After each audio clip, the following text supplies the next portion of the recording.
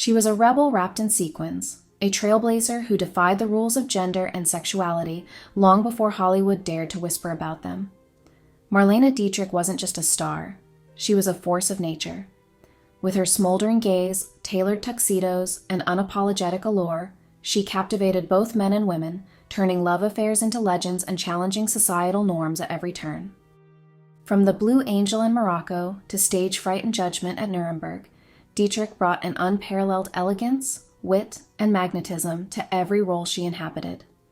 Her distinctive style and unmistakable charm elevated even the simplest scenes into iconic moments of cinematic brilliance. When the allure of the silver screen began to fade, she reinvented herself as a spellbinding stage performer, dazzling audiences around the world with her sultry voice, impeccable costumes, and commanding presence. Her transition to live performance wasn't just a career pivot.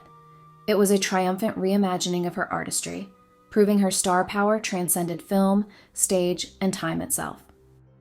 But Marlene Dietrich's legacy reaches far beyond the glamour of Hollywood and the intrigue of scandal sheets. During the darkest days of World War II, Dietrich traded the glitz of Hollywood for the mud of war zones, dedicating herself to lifting the spirits of soldiers on the front lines. With a song, a smile, and unyielding determination, she became a symbol of hope. When Nazism rose in her homeland, she didn't just reject it, she stood defiantly against it, even at the cost of being disowned by the country of her birth. Embraced by her adopted home, she was awarded the Presidential Medal of Freedom, a testament to her bravery and her unshakable moral compass. Marlene Dietrich was many things: a provocateur, a humanitarian, a gender-bending icon who shattered taboos and reshaped the boundaries of fame, identity, and courage. Tonight, let's step into her world, a world of glamour and grit, of love and defiance, of a woman who didn't just live a life, but created a legend. Marlene Dietrich's journey began in 1901 in Berlin's distinguished Schöneberg district. Born Maria Magdalene Dietrich into a household defined by precision, discipline, and cultural refinement. Her father, Louis Erich Otto Dietrich, a lieutenant in the Royal Prussian Police, embodied the unyielding Prussian ethos, while her mother, Wilhelmina Felsing Dietrich, came from a lineage of jewelers and watchmakers. Wilhelmina managed their comfortable household with strict authority, instilling in young Maria, born on December 27, 1901, the discipline and perfectionism that would define her life. Early on, Maria's charm and intelligence were evident, captivating guests with her poise and mastering reading, writing, and basic French by the age of 4 under the guidance of an English nanny. The Dietrich family's move to Kolonnenstrasse in 1904 introduced Maria to Berlin's dynamic urban life, from parades and horse-drawn carriages to bustling markets. At home, the environment was one of relentless order. Louis enforced impeccable standards of conduct, while Wilhelmina's rigorous household management demanded productivity and precision. Maria excelled under this structure, bonding with her mother over music, poetry, and culinary traditions, while her elder sister Elizabeth, born on February 5, 1900, took to outdoor pursuits in their father's company. This early dichotomy foreshadowed the sisters' diverging futures. Elizabeth remained grounded in Berlin as a teacher, while Maria, later known as Marlene, ventured into global stardom. The sudden death of her father in 1907 was a pivotal moment, forcing Wilhelmina to tighten the reins on the household to preserve its respectability. Maria's life became more regimented, with violin lessons under Bertha Glass and recitals marking her disciplined progress. Her maternal grandmother, a purveyor of elegance and charm, introduced Maria to the world of fashion and refinement, laying the groundwork for the sophistication that would later define her persona. World War I brought upheaval and loss to Berlin and the Dietrich family. Maria's beloved French teacher returned to France, leaving her disheartened, and anti-French sentiment further alienated her in a city strained by rationing, political unrest, and personal grief. Maria herself matured amidst this chaos, and by 1919, she found solace in Weimar's intellectual and artistic circles, studying violin under Professor Robert Reitz and forming bonds with fellow students. In this period of camaraderie and self-discovery, Maria grew confident and began to shed her shy demeanor. Returning to a post-war Berlin in 1920, Maria encountered a city transformed into a frenetic, fragmented metropolis of contrasts. The cultural explosion brought together Russian émigrés, American jazz, and German avant-garde, while theaters and cabarets flourished amid hyperinflation and political turmoil. Maria's life mirrored the city's chaos. She pursued advanced violin studies under Karl Flesch, funded by her mother's sacrifice, and juggled odd jobs to maintain independence. The vibrancy of Berlin shaped her burgeoning confidence, and her early romantic entanglements, marked by heartbreak and betrayal, hardened her resolve. By the early 1920s, Berlin was both a beacon of creativity and a city teetering on collapse. Maria, navigating this volatile environment, began to shed her old identity, embracing the dazzling, dangerous energy around her. Through her encounters in cabarets, orchestras, and the city's hedonistic nightlife, she began crafting the bold, enigmatic persona that the world would come to know as Marlene Dietrich. In the autumn of 1921, Maria's life took a pivotal turn when she met Gerda Huber, a sharp-witted, aspiring writer with feminist ideals. Their connection quickly deepened into a romantic relationship, and together they created a nurturing home in Wilmersdorf. Gerda's intellectualism and confidence complemented Maria's humor and practicality, making their partnership a formative influence during Maria's early adult years. At this time, Maria was unpolished and carefree, her boyish demeanor and hearty appetite setting her apart in Berlin's liberated post-war nightlife. She frequented cabarets and mingled with a diverse crowd, indulging in fleeting romances while maintaining her independence. As Maria pursued her violin studies at the Hochschule für Musik, she began exploring voice lessons under the unconventional Franz Daniel and mingled with theater students. Her ambitions shifted toward acting, leading her to audition for Max Reinhardt's prestigious drama school. With her mother Wilhelmina's disapproval looming, Maria feigned a wrist injury in early 1922, allowing her to redirect her focus toward voice and acting. Officially adopting the name Marlene Dietrich in spring 1922, she symbolically shed her past to embrace a future on stage and screen. Marlene quickly immersed herself in Berlin's vibrant cultural scene, balancing modeling, performing with the Teilscher Girls, and building a bold public image. Her striking legs became a focal point of her early career, earning her advertising and cabaret opportunities. In May 1922, her audition for Reinhardt's drama school secured her acceptance, despite raw and unpolished talent. As a student, she began transforming herself into a dynamic performer, embracing the theatrical flair that would define her career. That same year, Marlene ventured into film with a screen test at Tempelhof Studios. Though dismissed as unsuitable for the screen, her determination led her to charm director George Jacobi, earning a minor role in Der kleine Napoleon, The Little Napoleon. This unremarkable debut marked the beginning of her cinematic journey, which gained momentum with a role in Tragödie der Liebe, Tragedy of Love. Cast as Lucy, a spoiled mistress, Marlene infused the role with sly wit, catching the eye of assistant director Rudolf Sieber. Their romance blossomed into marriage in 1923, despite tensions arising from Marlene's free-spirited lifestyle. Balancing marriage and a growing career, Marlene took on small stage and film roles while continuing to refine her craft. In 1924, she gave birth to her daughter Maria Sieber after a grueling delivery. Devoted to motherhood, she nursed her infant and managed household duties without help, but financial pressures soon required her to return to work. As her husband struggled to find steady employment, Marlene became the family's primary breadwinner, juggling auditions and performances to support her growing family. By 1926, Marlene had become a fixture in Berlin's cultural and social circles. Her performance in Duellum Lido demonstrated her magnetic stage presence, though critics remained divided. Offstage, she embraced Berlin's hedonistic nightlife, captivating audiences with her daring fashion choices, including silk trousers, smoking jackets, and her signature monocle.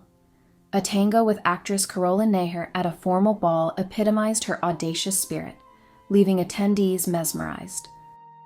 Marlene's exploration of identity extended to her relationships, including affairs with women like Anna May Wong and Tilly Losh.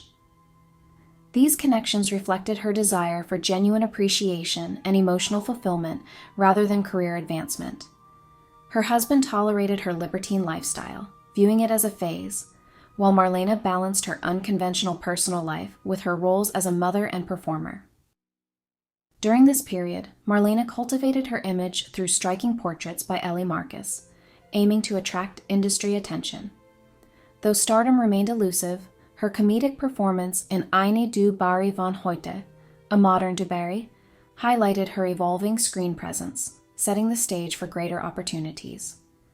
By shrewdly securing her husband a position as a production assistant on Madame wünscht keine Kinder, Madame wants no children, Marlene demonstrated her pragmatic approach to advancing her career.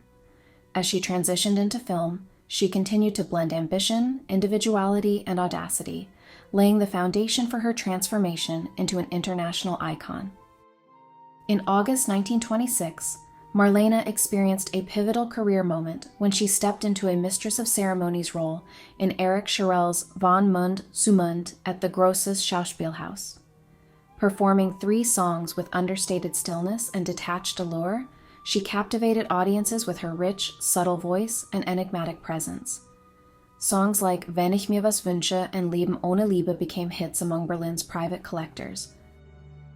By late 1926, Dietrich had cultivated a distinct style, blending romantic melancholy with self-deprecating wit. Drawing inspiration from contemporaries like Zara Leander and Claire Waldorf, she paired daring fashion choices, monocles, feather boas, and extravagant furs, with sharp wit and bold entrances at parties and cabarets. These elements of her persona extended to her personal life, where she navigated relationships with both men and women, including a notable connection with Waldorf. Between 1926 and 1927, Dietrich balanced stage and screen work, appearing in films like Kopf hoch, Charlie, and Sein größter Bluff. In Café Electric, she played Ernie, a young woman seduced by a gigolo, showcasing her ability to blend on-screen and off-screen chemistry, especially with co-star and romantic partner Willy Forst. Her acquisition of a quirky skill, the singing saw, added to her unconventional appeal, while her marriage to Rudolf Sieber transitioned into an unconventional but enduring arrangement that allowed both to pursue separate lives. In 1928, Dietrich's enigmatic charm and growing confidence earned her roles in daring productions like Es liegt in der Luft and Prinzessin Olala. In Es liegt in der Luft, she performed the duet Sisters with Margot Lyon, subtly hinting to themes of lesbian love.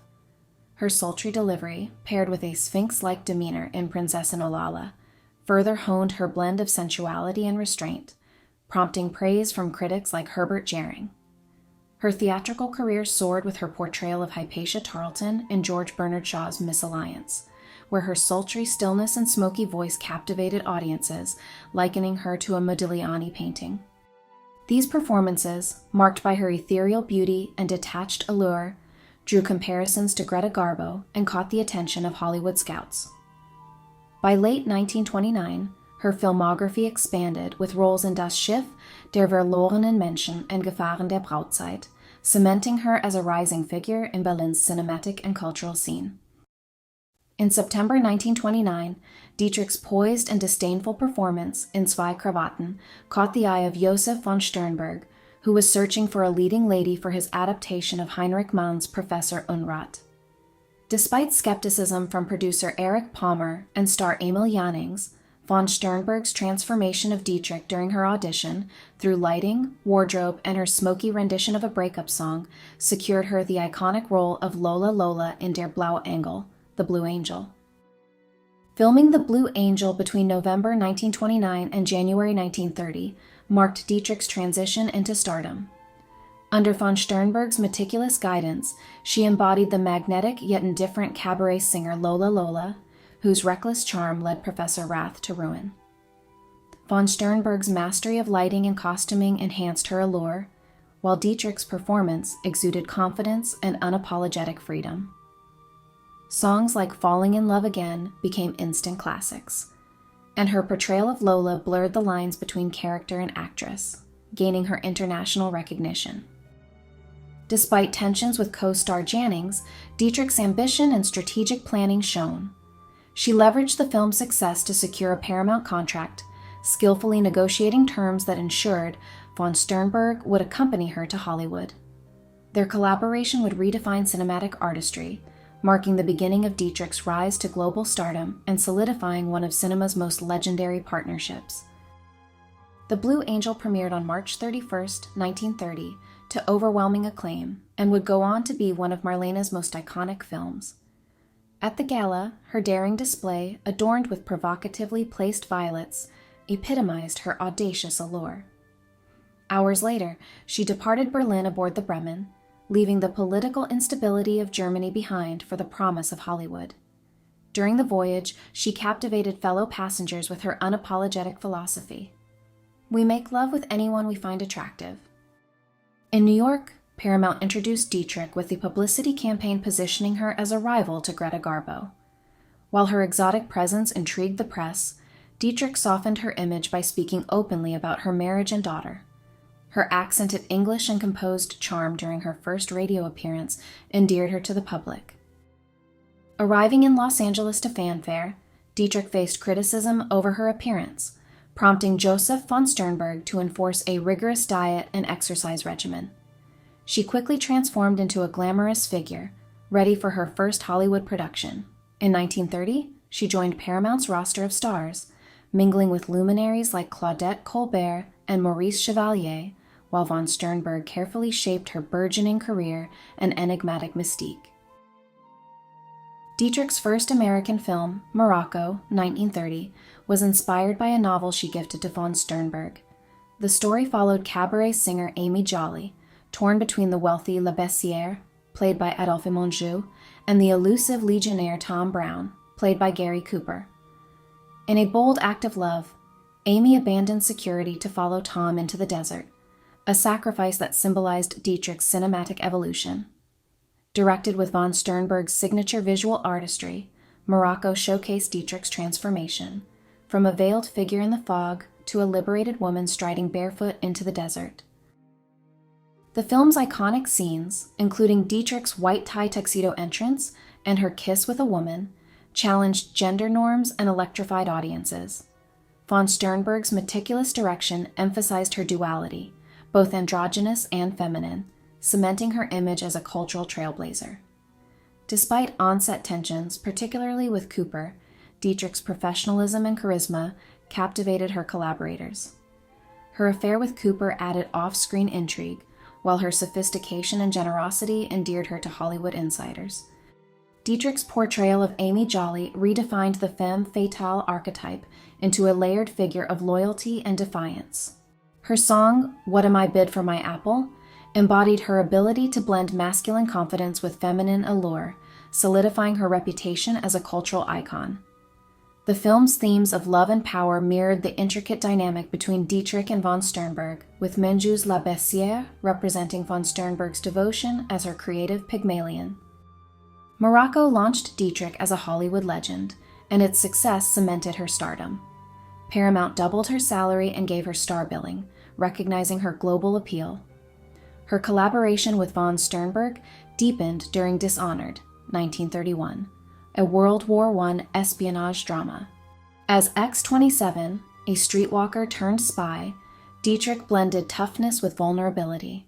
Her iconic firing squad scene, punctuated by a triumphant smile, showcased her layered performances and critical acclaim.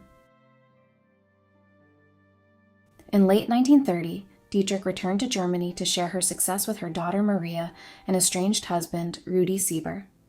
Her Berlin homecoming was joyful, yet shadowed by the rise of the Nazi Party. Despite personal tensions, Dietrich maintained a supportive relationship with Rudi and orchestrated savvy public appearances, including a photo with Charlie Chaplin. Departing for Hollywood in April 1931, she was celebrated as both an artist and a symbol of modern celebrity. Dietrich's return to Hollywood was marked by complications, including a legal battle with von Sternberg's ex-wife, who accused her of alienation of affections. Despite the turmoil, Dietrich settled into a luxurious Beverly Hills home and continued her creative partnership with von Sternberg.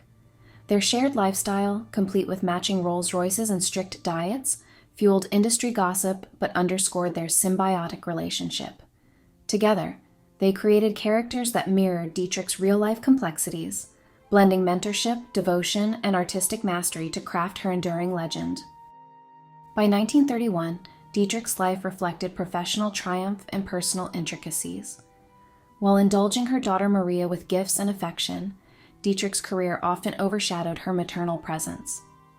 A brief family reunion with Sieber in Los Angeles helped deflect scandalous rumors, presenting a united but unconventional front to the public.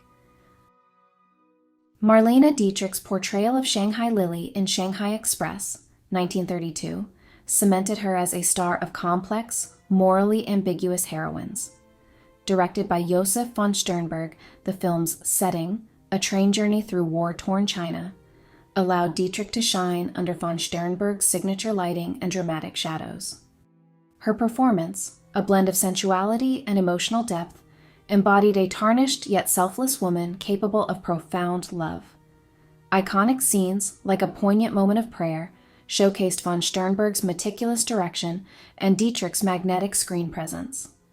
The film's critical success further solidified her creative partnership with von Sternberg. Off-screen, Dietrich's bold lifestyle mirrored her daring roles. She maintained high-profile relationships with figures like Gary Cooper and Maurice Chevalier, while her affair with Spanish film star Imperio Argentina challenged societal norms. Her androgynous fashion, frequenting gay clubs in men's suits, and unapologetic exploration of gender and sexuality enhanced her enigmatic allure, though her personal life often courted drama. When Argentina's husband abruptly ended their affair, Dietrich's private entanglements only added to her mythos. In 1932, Dietrich caused a stir by announcing plans to return to Germany, a move designed to secure her collaboration with von Sternberg.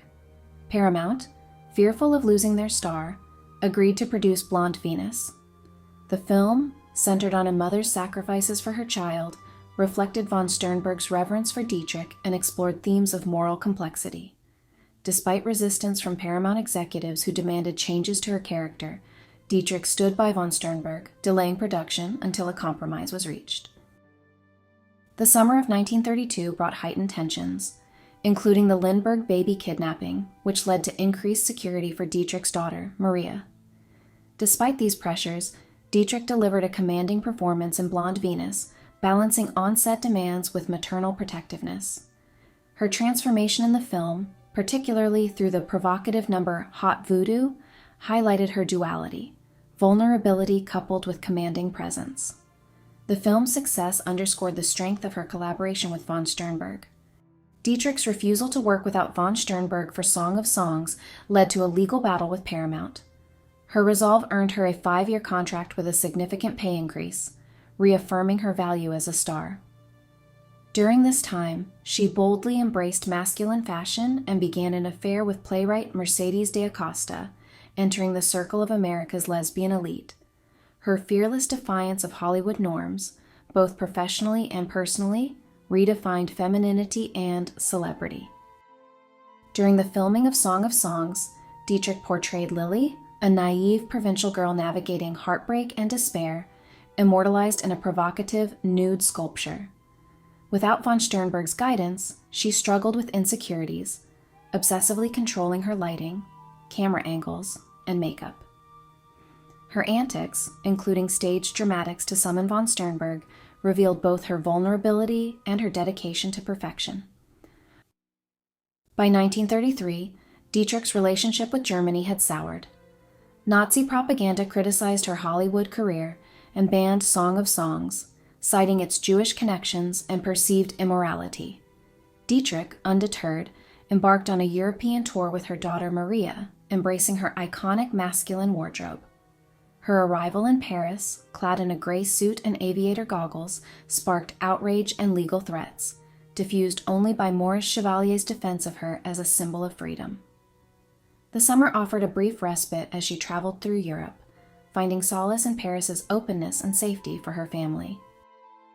Dietrich's defiance of Nazi oppression culminated in her public condemnation of the regime in 1933. Rejecting overtures from German distributors, she denounced book burnings and anti-Semitic policies, leading to a permanent break with her homeland. Returning to the U.S., Dietrich reunited with von Sternberg for The Scarlet Empress, 1934, a surreal retelling of Catherine the Great's rise to power. Her transformation from innocent princess to ruthless empress, adorned in opulent costumes, showcased both her range and von Sternberg's bold vision. In her final collaboration with von Sternberg, The Devil is a Woman, 1935, Dietrich delivered a mesmerizing performance as the manipulative Concha Perez. The film, with its elaborate carnival backdrop and intricate costumes, reflected the intensity of their creative relationship.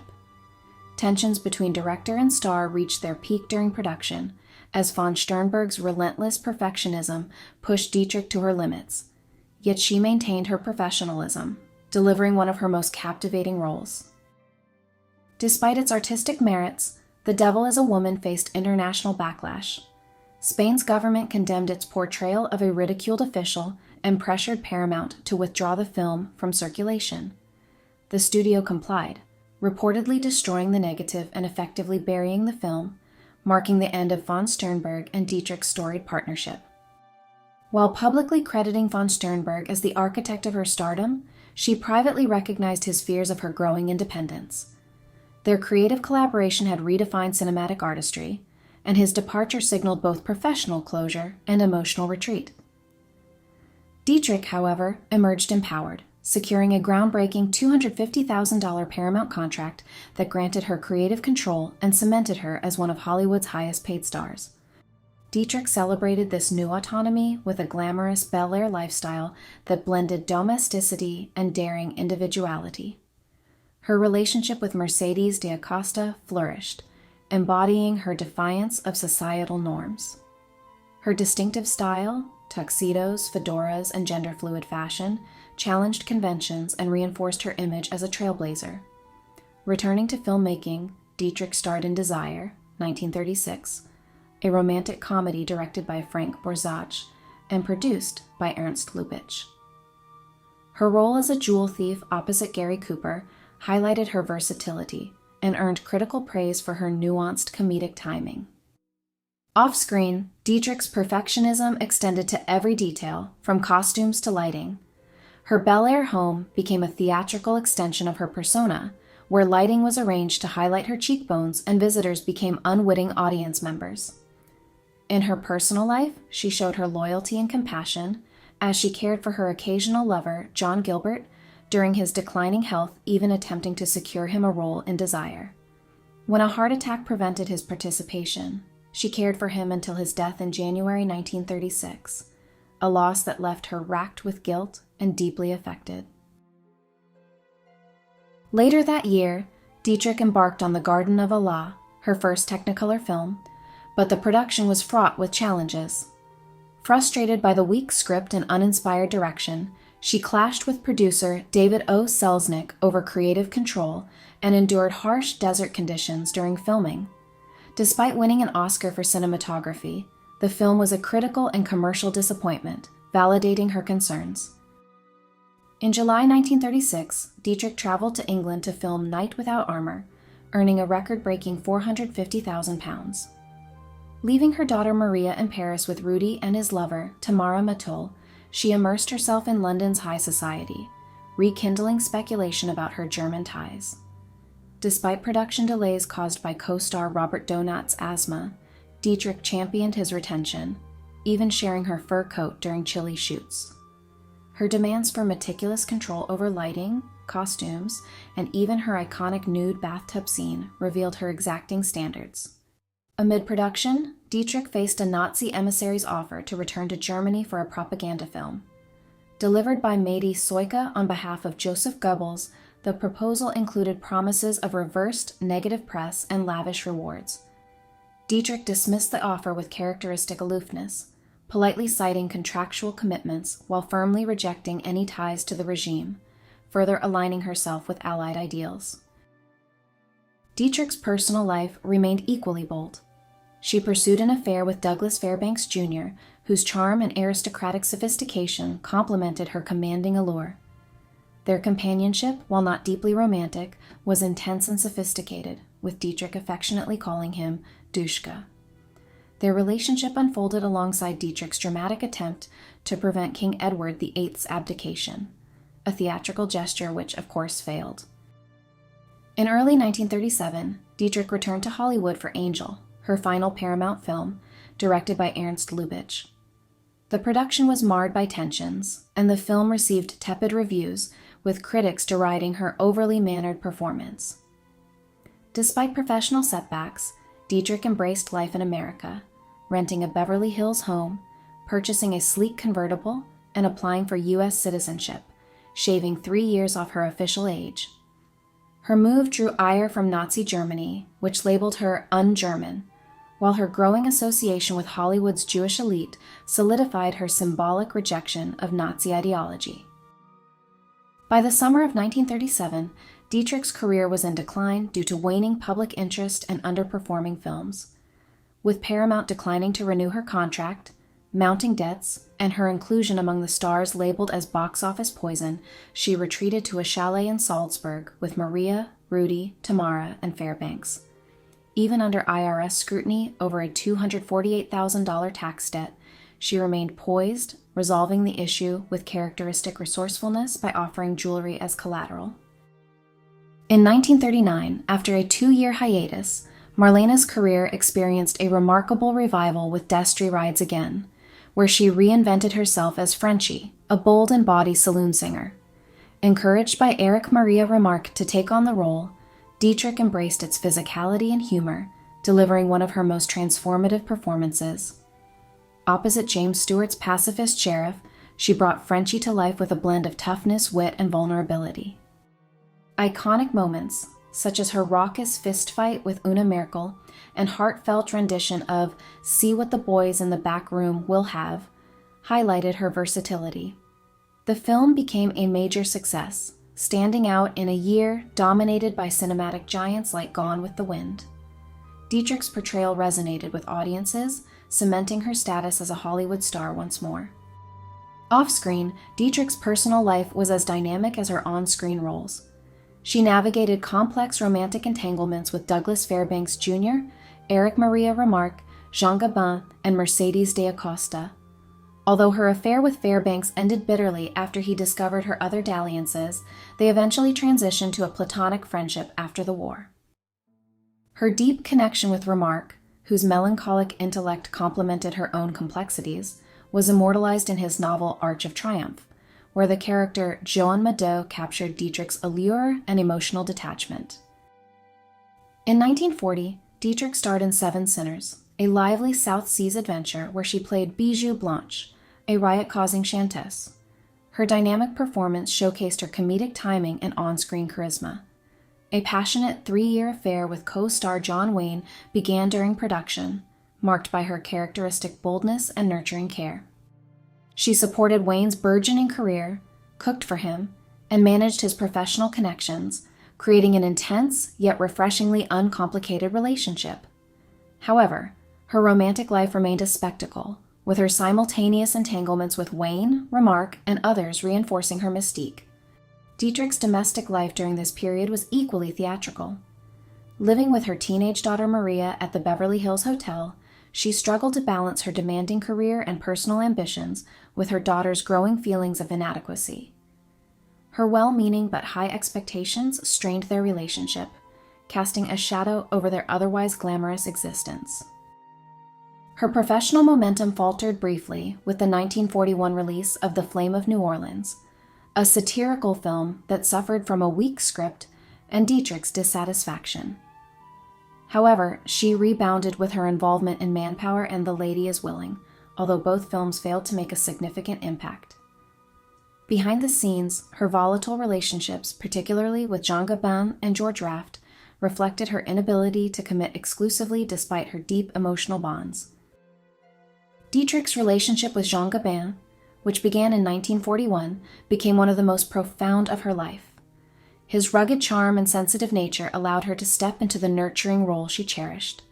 She managed his career, household, and finances, creating a domestic haven where she combined glamour with simple, heartfelt gestures like preparing elaborate French meals and scrubbing floors. Gabin, whom she called her lonely child, leaned into her care, often seeking physical and emotional comfort. Their evenings combined intimate companionship with theatrical flair, as Dietrich entertained guests or played the musical saw. Despite their deep connection, Dietrich's inability to commit exclusively led to tensions. During the filming of Manpower at Warner Brothers, she engaged in a brief affair with co-star George Raft, whose criminal associations and sharp wit intrigued her.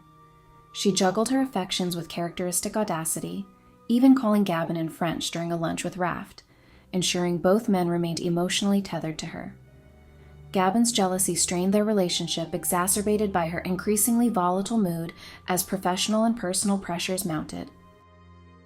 As 1941 ended, the bombing of Pearl Harbor and America's entry into World War II intensified Dietrich's anxieties. Her German heritage, already sidelined in her film roles, became a source of discomfort as war loomed. Turning 40 that December, Dietrich grappled with aging in an industry obsessed with youth and a career at odds with Hollywood's shift toward realism. Early 1942 offered little solace as The Spoilers, her reunion with John Wayne, received tepid reviews. The death of her dear friend Carole Lombard further darkened her spirits, though Lombard's patriotic efforts inspired Dietrich to join the war effort. At the Hollywood Canteen, she danced with servicemen, cooked meals, and campaigned for war bonds, shifting her focus from cinema to activism. Her final collaboration with Wayne, Pittsburgh, 1942, faltered amid their waning romance, with Dietrich openly praising Gabin, whose rugged charm contrasted sharply with Wayne's predictability. Dietrich's personal life grew increasingly complex. Maria's engagement to actor Dean Goodman in 1943 triggered Dietrich's protective instincts and feelings of rivalry. Dietrich dismissed Goodman as an opportunistic fortune hunter and refused to attend the wedding. Despite this, Dietrich showed her maternal side by furnishing and decorating the couple's apartment. Meanwhile, her career hit another low with Kismet, 1944, a Technicolor flop that failed to recapture her iconic allure. Harsh lighting diminished her glamour, and her reliance on body doubles highlighted her growing insecurities. By 1944, however, Dietrich found renewed purpose through her wartime efforts. Joining the USO, she performed tirelessly for Allied troops, bringing Hollywood glamour and heartfelt warmth to the front lines. Dressed in tailored military-inspired outfits, she braved war zones, performing under challenging conditions, including precarious flights, Spartan accommodations, and the constant threat of danger. Her performances, often accompanied by her musical saw and comedic routines learned from Orson Welles, captivated soldiers and provided comfort amidst chaos. Her presence near combat zones demonstrated extraordinary courage. In May 1944, she narrowly escaped danger near Cassino when stranded with her troop. Calm and composed, she charmed French soldiers who doubted her identity, earning admiration for her unflappable demeanor. Her intimate performances at Anzio, staged under the protection of tanks and illuminated by flashlights, epitomized her fearless dedication.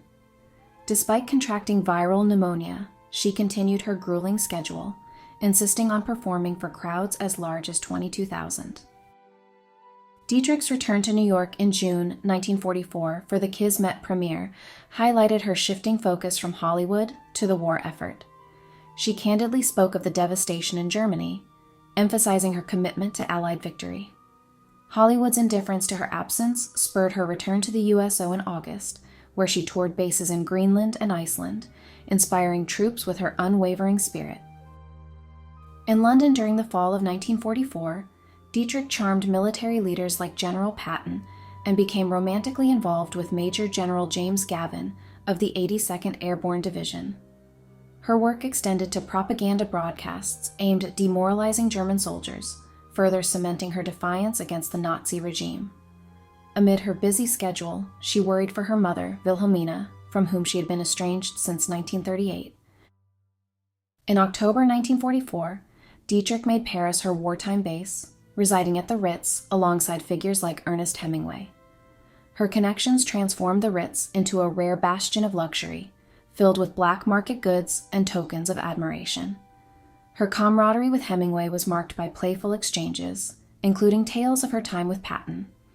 As she divided her attention between friendships and romances, rivalries with figures like Martha Gellhorn added intrigue to her already complex personal life. Dietrich's dedication shone during the Battle of the Bulge. Joining Patton's Third Army, she endured freezing conditions, frostbite, and lice to perform for soldiers, often in precarious settings.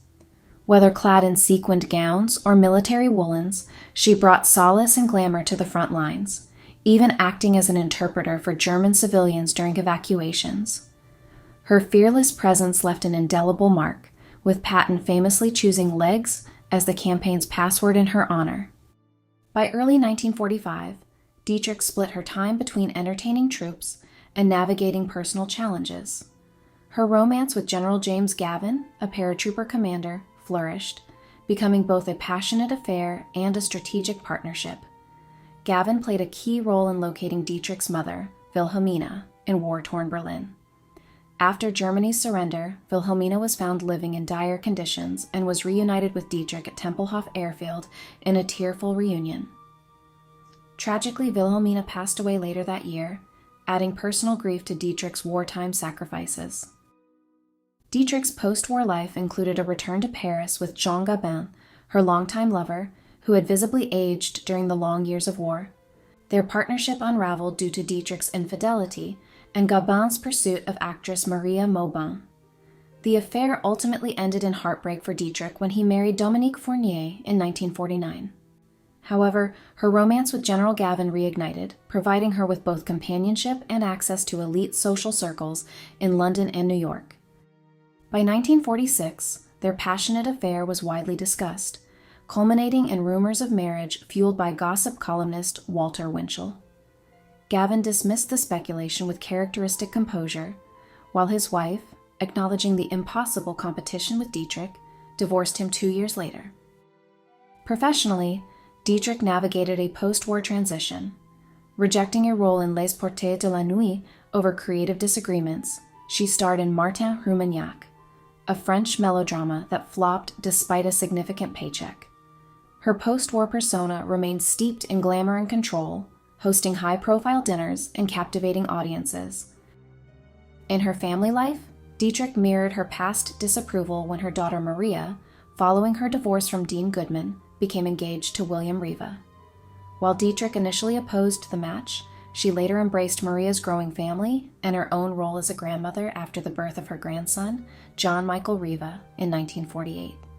In 1947, Dietrich made a triumphant return to Hollywood with Golden Earrings, where she played Lydia, a fiery gypsy. Her daring performance, including a scene eating a fish head, earned both praise and condemnation, but was a commercial success. Marlene's return to America after the war was marked by prestigious recognitions for her extraordinary wartime contributions. In New York, she was awarded the Medal of Freedom at West Point, honoring her tireless USO service, which brought comfort and morale to Allied troops under challenging conditions. Shortly after, the French government presented her with the Légion d'honneur, and Belgium awarded her the Knight Order of Leopold, acknowledging her wartime efforts. These awards served as a powerful testament to Dietrich's enduring legacy, not merely as a screen icon, but as a fearless humanitarian who dedicated herself to the pursuit of justice and freedom at great personal risk to herself.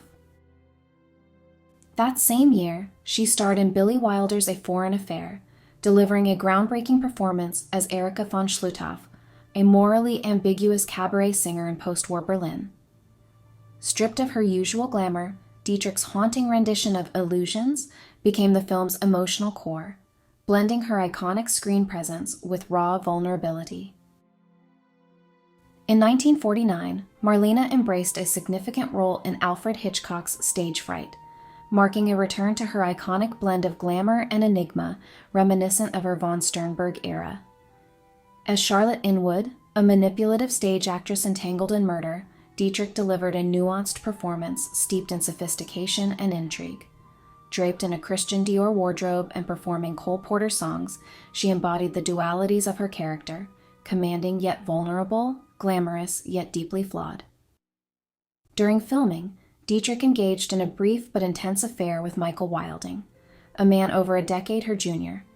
True to form, she took an active role in shaping his appearance and ensuring his constant presence, though the romance ended abruptly. Wilding's later engagement to Elizabeth Taylor prompted Dietrich's famously self-deprecating quip, "What's Liz Taylor got that I haven't got?" Dietrich's struggles with aging and relevance were reflected in her roles. As Monica Teasdale in No Highway in the Sky, 1950, she portrayed a fading actress grappling with her waning allure, a character that mirrored her real-life anxieties. Off-set, she cultivated friendships with influential figures like Sir Alexander Fleming, whose gift of a penicillin mold symbolized their mutual respect.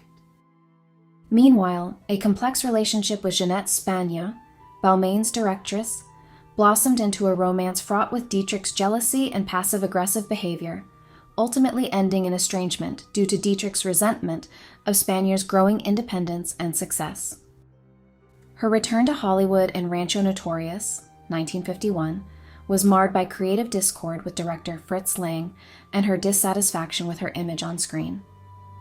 Despite these frustrations, Dietrich maintained her public allure. At the 1951 Academy Awards, she defied trends by wearing a sleek black Dior sheath, choreographing every detail of her entrance to perfection. As her film career waned, Dietrich transformed herself into a self-made icon, blending her mystique with provocative relationships. Her affair with Yul Brynner reflected a partnership of intellectual and physical compatibility, while her intermittent romance with Frank Sinatra revealed her capacity for both nurturing and commanding intensity. Meanwhile, she began reinventing herself as a cabaret artist. Her ABC radio show Café Istanbul showcased her theatrical charm and linguistic versatility, while a surprise live performance in Chicago demonstrated her ability to captivate new audiences. By 1953, Dietrich capitalized on the booming Las Vegas scene. Inspired by Judy Garland, she honed her stagecraft, culminating in a triumphant 1953 debut at the Sahara. Her meticulously staged act featured sultry classics and a dazzling Jean-Louis gown that gave the illusion of ethereal nudity, earning her $90,000 for a 3-week run.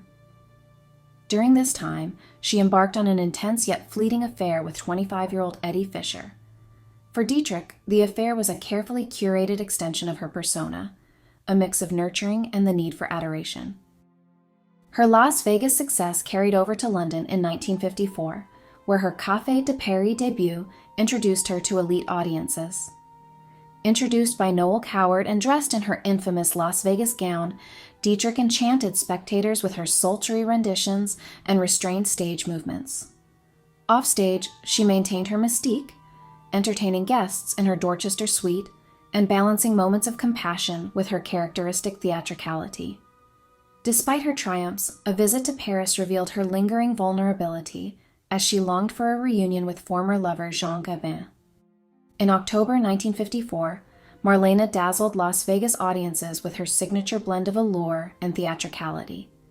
Clad in a Jean-Louis gown that gave the illusion of near nudity beneath flowing chiffon, her wind machine finale transformed her into a modern goddess. The performance secured her lucrative annual contracts worth $100,000 for just 4 weeks of work, cementing her status as a cabaret sensation. Yet, her personal life remained equally dramatic. She greeted old flames like John Wayne with passionate kisses, while pointedly dismissing their current partners, maintaining her characteristic magnetism and control. During the holidays, she confided her frustrations to friends like Noel Coward and Ernest Hemingway, lamenting Hollywood's growing focus on younger stars like Marilyn Monroe and her struggle to find fulfilling projects. By 1955, Dietrich's star power flourished anew. A triumphant return to London's Café de Paris, introduced by Douglas Fairbanks Jr., drew luminaries and even British politicians, turning her visit into an event of national intrigue. Yet behind the glamour, she wrestled with personal dissatisfaction and the passage of time. Later that year, she performed in Las Vegas over Christmas, maintaining her captivating persona while securing a cameo in Around the World in 80 Days after encouragement from producer Mike Todd. In spring 1956, Marlene demonstrated her devotion to family when her estranged husband, Rudy Sieber, suffered a heart attack. She took charge of his recovery and cared for his companion, Tamara. Once he stabilized, she embarked on a European tour, captivating audiences with her meticulous costumes and sultry performances. During a summer vacation in Paris with Noel Coward, she oscillated between hausfrau habits and moments of regal detachment, as Coward observed her fixation on past loves and fading glory. Dietrich's next project, The Monte Carlo Story, promised glamour with co-star Vittorio De Sica and picturesque settings. However, the film floundered due to a weak script and tensions on set. A public feud erupted when Dietrich slapped young actress Natalie Trundy, drawing De Sica's ire. Even her bold fashion choices caused controversy, with the Monte Carlo casino barring her for wearing trousers. Extravagant demands, like filling her suite with roses, demonstrated her struggle to maintain control amid professional frustrations. Dietrich reclaimed her stage prowess in 1957 at the Sands Hotel in Las Vegas, performing in a dazzling Jean Louis gown adorned with hand-sewn beads. Her act, opening with "Look Me Over Closely," epitomized her enduring allure. Yet backstage mishaps, including a gown malfunction, symbolized the fragility of the image she so carefully cultivated. Meanwhile, her career reached new cinematic heights with two iconic performances. In Orson Welles' Touch of Evil, she transformed herself into a smoky, enigmatic fortune-teller, delivering one of cinema's most memorable lines. Is that all you have to say for him? He was some kind of a man. What does it matter what you say about people?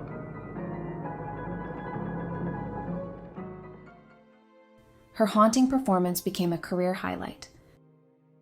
In Billy Wilder's Witness for the Prosecution, 1957, Dietrich shed her glamour to portray Christine Vole, a duplicitous cabaret star who kills for love.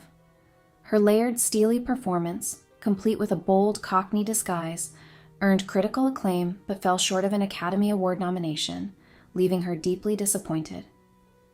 Despite her professional success, Dietrich grappled with loneliness and a sense of entrapment in her mythologized image.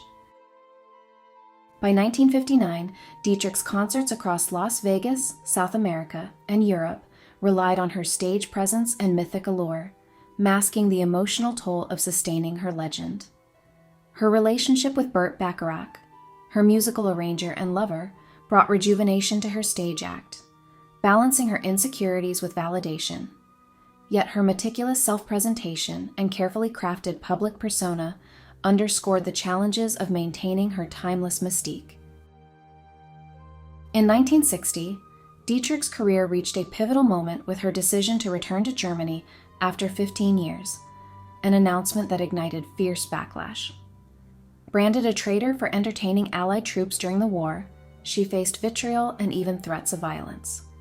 Yet Dietrich remained resolute, arriving in Berlin on April 30th adorned with the Legion of Honor ribbon and affirming her moral opposition to Nazi atrocities. Her performance in Berlin, opening with songs honoring Jewish composers and culminating with "I Still Have a Valise Left in Berlin," was a poignant act of reconciliation. The evening, marked by 11 curtain calls, affirmed her courage and moral conviction, bridging her past with a divided Germany seeking healing. Dietrich's tour through Germany, Israel, and beyond showcased her resilience amid hostility. Marlene Dietrich's 1960 performances in Germany were both a triumph of courage and a reflection of the deep divisions in post-war society. Despite meticulous publicity efforts, high ticket prices, and lingering animosity toward her anti-fascist wartime stance led to financial losses and hostility. In Dusseldorf, a shocking encounter saw a woman spit in her face, calling her a traitor. Yet Dietrich's resolve remained unbroken. Even after breaking her collarbone during a Wiesbaden performance, she pressed on, taking only aspirin for the pain, a testament to her legendary discipline.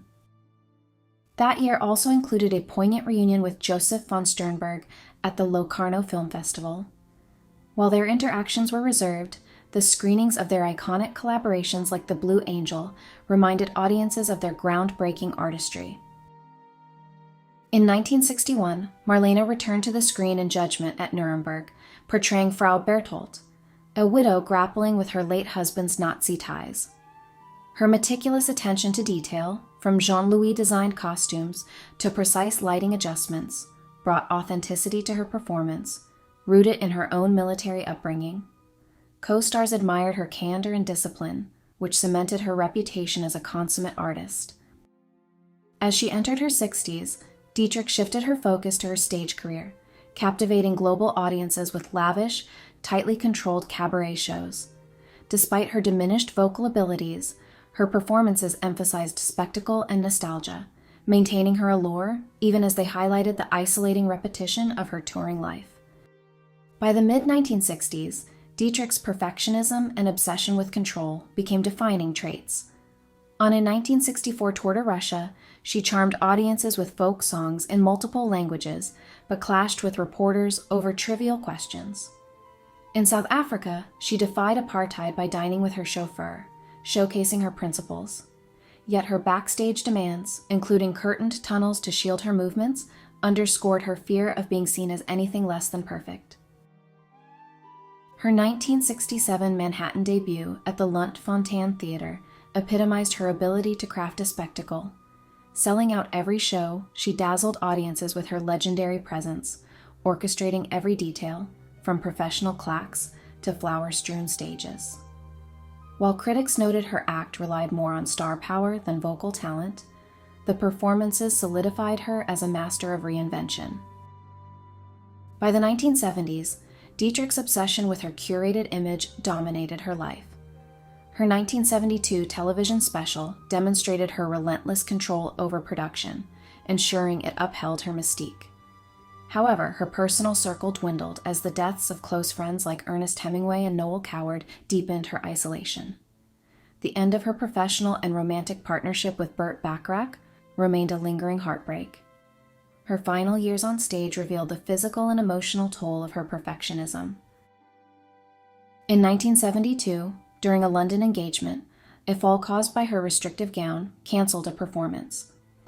A more serious accident followed in 1973 when she tumbled into an orchestra pit, exposing the foam padding that shaped her figure. The resulting injuries, including a severe leg gash, required months of recovery and a skin graft. Despite these setbacks, Dietrich returned to perform in London in 1974, receiving thunderous applause, a testament to her unwavering commitment to her craft. Her relentless touring continued despite her declining health. In 1975, during an Australian tour, Dietrich collapsed on stage, breaking her femur. This injury effectively ended her performing career, leaving her devastated by the loss of her identity as an artist. By 1976, personal losses compounded her isolation. The deaths of Frederick Hollander, a composer whose songs had defined her career, and her estranged husband, Rudolf Sieber, who had been a lifelong friend and confidant, marked the end of pivotal relationships. Sieber's quiet dignity contrasted with the scrutiny Dietrich endured, and his death deepened her retreat into solitude.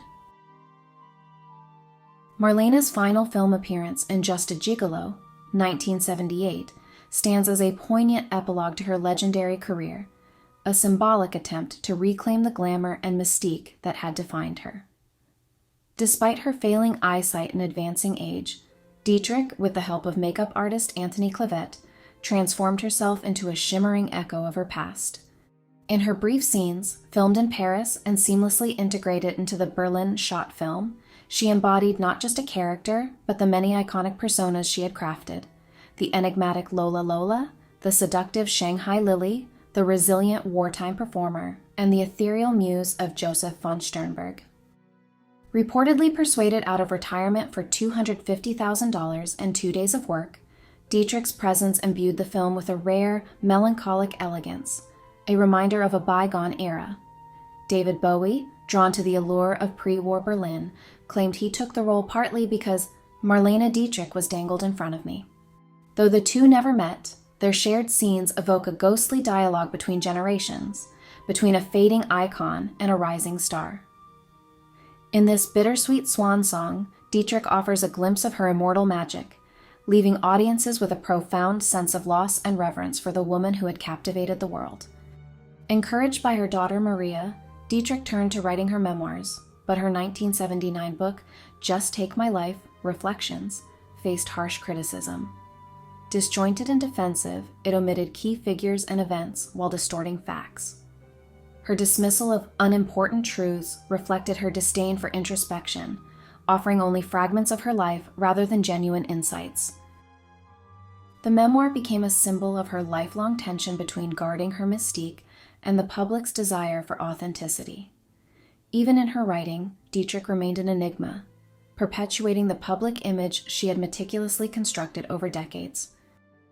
From 1976 until her death in 1992, Marlene Dietrich lived in near-total seclusion, retreating to her Paris apartment.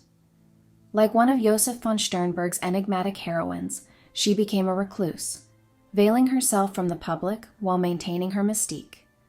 Her apartment, a shrine to her storied past, brimmed with mementos from her legendary career. Though physically removed from the world, Dietrich remained connected through newspapers, books, and occasional calls to global figures like Ronald Reagan, Margaret Thatcher, and Mikhail Gorbachev. Yet this isolation also reflected the loneliness of a woman both entrapped by and fiercely protective of the myth she had built. Dietrich's final major public endeavor was Maximilian Schell's documentary, Marlene. Refusing to appear on camera, she allowed only her voice to narrate the film, offering a complex blend of wit, contradictions, and rare vulnerability. One deeply emotional moment came when Schell recited Ferdinand Freiligrath's "O love as long as you can love," moving Dietrich to tears. The moment pierced her carefully constructed armor, revealing the ache of a lifetime spent suppressing her emotions behind an impenetrable persona. Despite her reclusiveness, Dietrich remained attuned to world events. In 1989, as the Berlin Wall fell, she celebrated with a televised statement and later addressed Berliners on the radio, advocating for Berlin to reclaim its status as the capital of a reunified Germany. Her aging voice, imbued with her convictions, carried the weight of her defiance and unwavering strength. Marlene Dietrich passed away on May 6, 1992, in her Paris apartment at the age of 90 from kidney failure. Her funeral, held on May 14th at La Madeleine in Paris, was a grand requiem befitting her iconic status. Around 1,500 mourners filled the church, with thousands more gathered outside. Her coffin, draped in the French flag and adorned with white roses and wildflowers from French President François Mitterrand, lay beneath the altar. At its base rested her medals, including the Légion d'honneur and the U.S. Medal of Freedom, testaments to her artistic achievements and fierce opposition to Nazism. The officiating priest poignantly remarked, "She lived like a soldier and would like to be buried like a soldier." In her will, Dietrich requested to be buried in Berlin, near her family. On May 16, 1992, her body was flown to Germany, her coffin now draped in the American flag. As it passed through Berlin, bystanders showered it with flowers, a fitting tribute to a woman who cherished the blooms thrown onto her stage. She was laid to rest at Städtischer Friedhof 3, Schöneberg, near her mother's grave and close to her birthplace. Her return to Berlin, a city she had long avoided, symbolized a reconciliation with her roots and a final homecoming.